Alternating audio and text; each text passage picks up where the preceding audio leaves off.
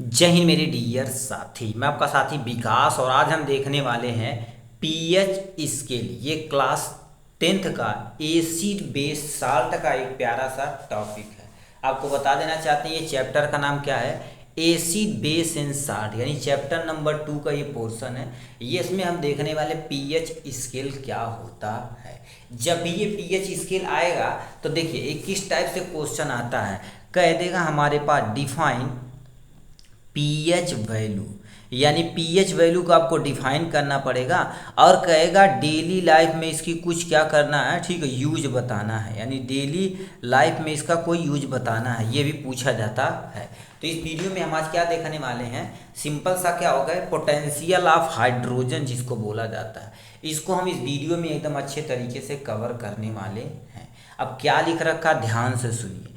सबसे पहले पी मतलब पोटेंशियल, मतलब जिसको नॉर्मल भाषा में कहते हैं क्षमता। एच मतलब तुम्हारे पास हाइड्रोजन, जैसे किसी भी सॉल्यूशन में या किसी भी सब्सटेंस में कितनी हाइड्रोजन की क्षमता है, यानी कितनी हाइड्रोजन की क्षमता है, उसी को क्या बोला जाता है बाबू, पीएच स्केल बोला जाता है।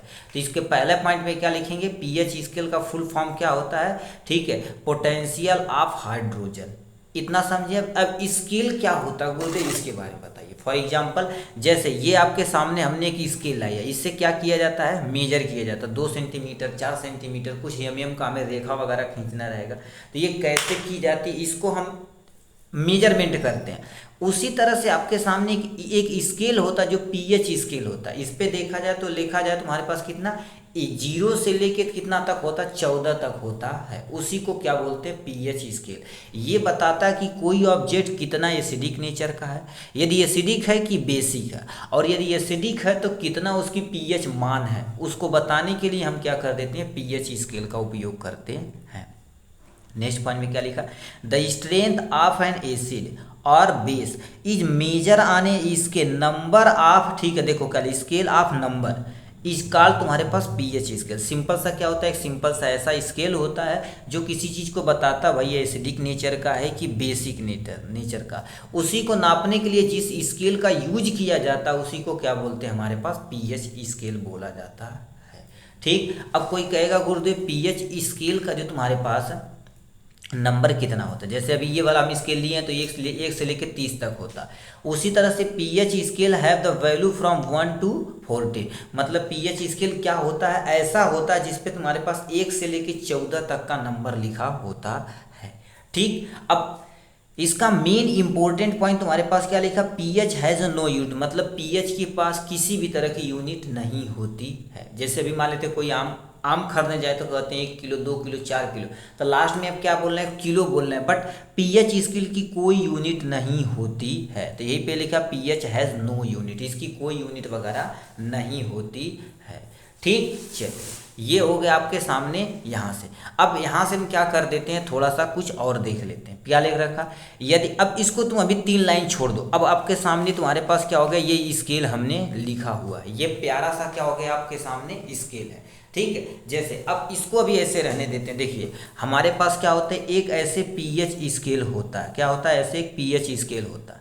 अब देखा जाए तो 0 से शुरू होता है, 1 2 3 4 5 6 7 8 9 10 11 12 13 और 14 हो गए। ठीक, अब देखिए यहीं से मेजर किया जाता है, यदि किसी भी सॉल्यूशन का पीएच यदि मान आता है कितना, क्या होगा, 7 आता है, तो समझ जाना वो ऑब्जेक्ट क्या हो गया, न्यूट्रल है। न्यूट्रल मतलब समझते हो, यानी वो उदासीन है, मतलब न तो एसिडिक नेचर का है न तो बेसिक नेचर का है, वो किसी भी तरह का नेचर का नहीं है। ये जो स्केल बनाया गया इसी को पीएच स्केल बोलते हैं, जो 0 से लेकर कितना तक, 14 तक नंबर होता है। अब देखिए याद रखना, यहाँ से यहाँ तक जो पोर्शन है उसको क्या बोलते हैं, एसिड बोला जाता है, और यहाँ से यहाँ तक का जो तुम्हारे पास पोर्शन है उसको क्या बोला जाता है, बेस बोला जाता है।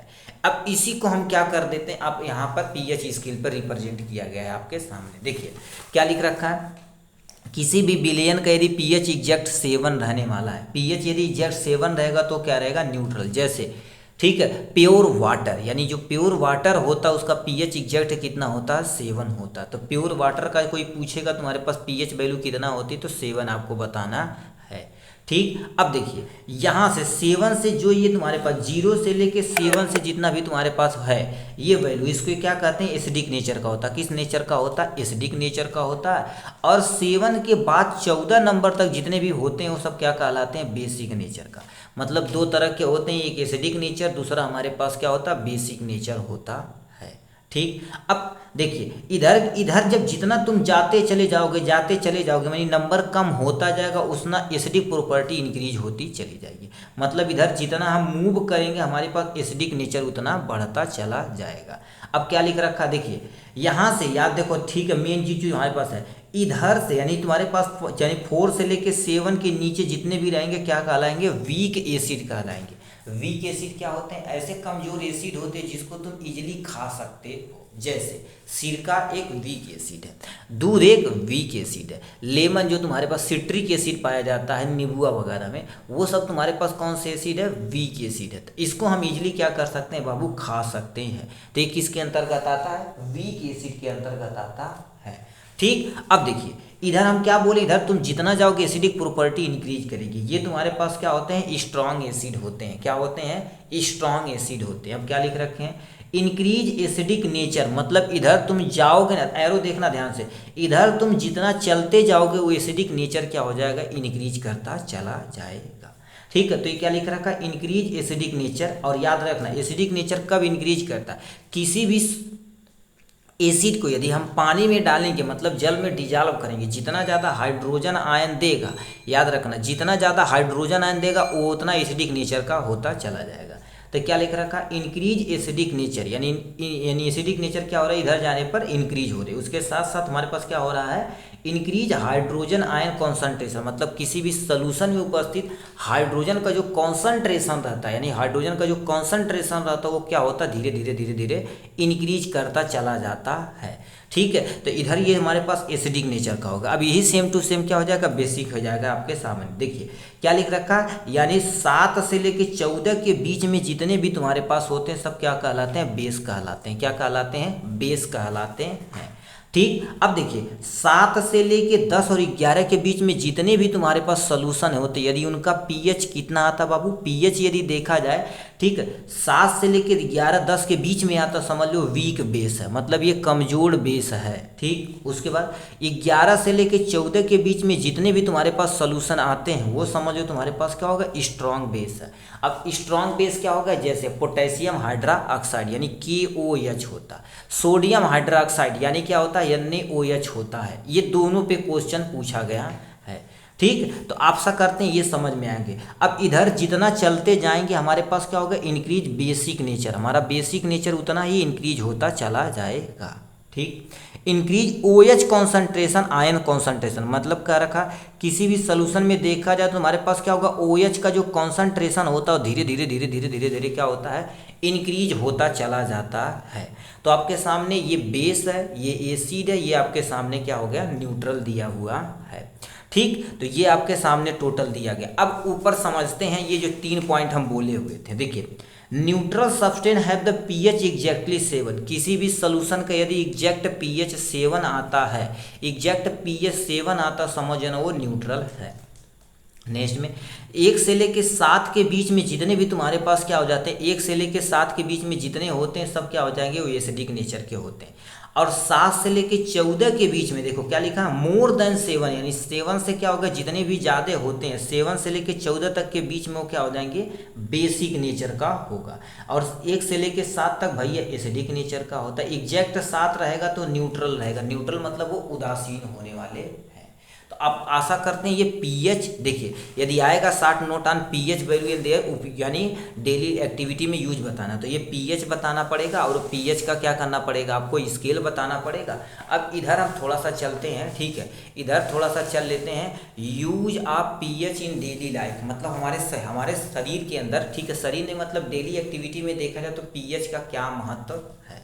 अब आते हैं, ध्यान से सुनिए, कहते हैं यार हमारे पेट में बड़ा गैस बन गया हो, ठीक क्या है, क्योंकि अब बताओ गैस यदि बन जाएगा तो खाना सही से पाचन नहीं होगा, यानी खाने का पाचन सही से नहीं होगा। तो क्या लिख रखा, डाइल्यूट या Cl acid help in digestion our food, मतलब क्या कर देती, देखिए डाइल्यूट या सीएल जो होती है हमारे डाइजेशन में क्या कर देती, मदद करती, बट कभी कभी ये क्या कर देती, जो पीएच वैल्यू होती है चेंज हो जाती है। ठीक है, पीएच वैल्यू देखो हमारे पेट का एसिडिक नेचर जब बढ़ेगा, ठीक है याद रखना, देखो हमारे पेट में तुम्हारे पास एसिडिटी यानी ऐसी तुम्हारे पास क्या हो जाएगी, एसिडिटी जो रहेगी धीरे धीरे यदि इंक्रीज करेगी, धीरे धीरे इंक्रीज करेगी यानी बढ़ती जाएगी तो समझ जाना तुम्हारे पास खाने का पाचन सही से नहीं होगा। उसके लिए अच्छा सा क्या होना चाहिए, डाइल्यूट एचसीएल होना चाहिए।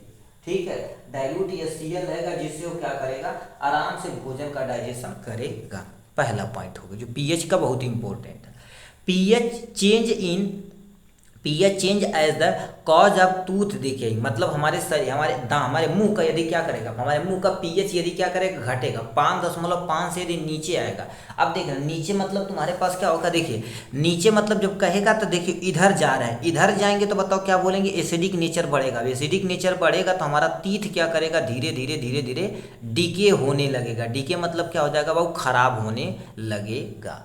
ठीक है, तो हमें दिक्कतें हो सकती हैं, तो यही लिख रखा pH change as the cause of, ठीक कॉज ऑफ टूथ देखेंगे मतलब हमारा दांत क्या होगा, धीरे धीरे सड़ने लगेगा। ये क्वेश्चन मेरे भाई पूछा गया था मॉडल पेपर 2024-25 में क्वेश्चन पूछा गया। क्या लिख रखा, tooth decay start when the pH of acid form in the mouth fall below the, देखिए यदि 5.5 नीचे यदि पीएच होगा तो हमारा दांत क्या होगा, धीरे धीरे सड़ना शुरू हो जाएगा, जो बहुत ही खराब है।